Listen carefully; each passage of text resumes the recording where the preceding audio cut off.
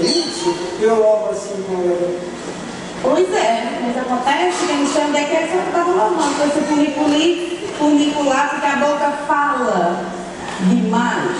ah, mas você tem que pensar logo assim, olha. É, mas a boca só fala que o coração está cheio, o seu coração não está falando não.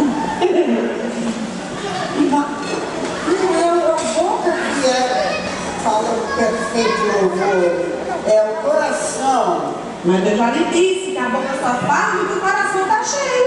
E o seu não vejo nada não. E quem é a senhora para falar uma coisa dessa? Eu sou Maria da Penha Ribeiro Mendonça, serva do Senhor. Deixei meu padrinho para isso e hoje eu sou de Jesus.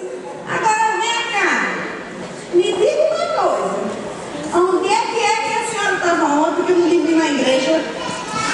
Que não foi lá louvar no coro das irmãs? Eu nem podia me ver, pois a senhora passa o tempo todo do culto olhando o que não presta e não presta atenção ao resto. E quem é que disse uma calúnia dessa a meu respeito? Ora que eu não sou cega, eu enxergo muito bem e ouço melhor ainda. Pois